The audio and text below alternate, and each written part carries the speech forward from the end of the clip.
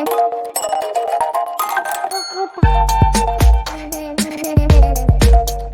Video में बात कर लेते हैं अमर राजा बैटरीज की। क्विकली एनालिसिस देख लेते हैं। चैनल को लाइक एंड सब्सक्राइब करना मत भूलिएगा। तो लास्ट वीडियो में कुछ लेवल्स बताए थे, ये वही पुराने लेवल हैं और अपना जो टारगेट था वो था 1050 का। वो सस्टेन करने के बाद आज स्टॉक ने ब्रेकआउट दिया, यहाँ से भी ऊपर गया है। तो अपने लेवल्स क्लियर हो गए यहाँ पे और यहाँ पे अपने टारगेट्स भी अचीव हो गए। क्या सीन था, क्या सीन रहने वाला है, अब वो समझते हैं।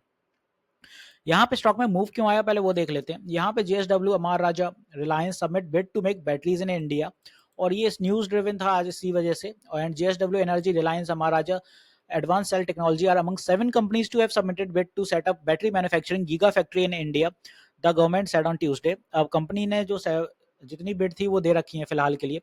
कल भी एक मूव था और कल का जो वजह थी कि India Amar Raja gains on report of unit getting solar projects. तो यहाँ पे कल सोलर प्रोजेक्ट की बात थी कि सोलर प्रोजेक्ट मिले यहाँ पे 500 मेगावाट के प्रोजेक्ट फ्रॉम ग्रीन को business standard report citing news agency PTI.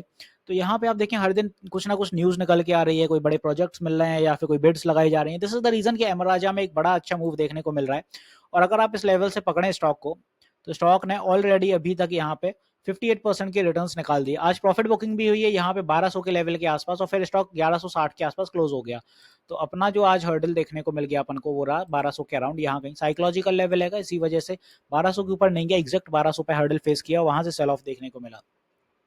कल क्या होगा, कल के दिन स्टॉक के लिए पहला टारगेट यही है 1200 का, क्योंकि आज ये रिवर्सल बना इसीलिए 1200 सस्टेन करता है तो next target in the line will be somewhere here at around 1250 next psychological level और उसके बाद 1300 के अराउंड यहाँ कहीं। तो कुछ ऐसे चलते हुए नजर आएगा अपन को टारगेट आने वाले दिनों के लिए। और अपना ऊपर की दिशा में अब जो टारगेट हैगा 1300 के लिए कोई बड़ा नहीं है, 10-11%, क्योंकि आज स्टॉक ने 11.5% का मूव दिखाया। तो कल भी अगर इतना दिखाता तो 13% तो आ ही जाएंगे। और हालांकि अगर नहीं रहता है इतना मूव, क्योंकि आप देखें हर दिन स्टॉक चल रहा है, कोई भी यहाँ पे पुल बैक नहीं बना है कि कोई माइनर पुल बैक हो, सारी कैंडल्स आपको ग्रीन दिख रही हैं, यहाँ से यहाँ तक पूरी ग्रीनरी हैगी। तो यहाँ पे एक पुल बैक डेफिनेटली आएगा, तो उसके लिए भी तैयार रहिएगा। आज हालांकि तेजी देखने को मिली तो कल एक छोटा सा पुल बैक भी बन सकता है, रीटेस्टिंग भी हो सकती है, क्योंकि आप देखें आज एक ब्रेकआउट हुआ है स्टॉक में यहाँ पे। और ब्रेकआउट की वजह क्यों है, ट्रेंड लाइन का यहाँ ब्रेकआउट हुआ। ब्रेकआउट इसलिए हुआ क्योंकि यहाँ से स्टॉक कुछ ऐसे चलते हुए नजर आया था अपन को, फिर ऊपर की दिशा गया यहाँ पे। तो यहाँ पे चैनल ब्रेक हुआ, चैनल ब्रेक होने की वजह से यहाँ पे ट्रेंड लाइन का ब्रेकआउट हुआ और अच्छे वॉल्यूम के साथ था, इसीलिए निकल गया ऊपर। न्यूज ड्रिवन भी था साथ ही साथ। तो अपन को कल एक माइनर पुल बैक देखने को मिल सकता है, तो वो सपोर्ट भी समझ लीजिए सपोर्ट कहाँ रहेगा। तो अगर यहाँ पे पुल बैक रहता है तो पहला सपोर्ट तो बनेगा अपना यहाँ पे 1150 पे, साइकोलॉजिकल लेवल है।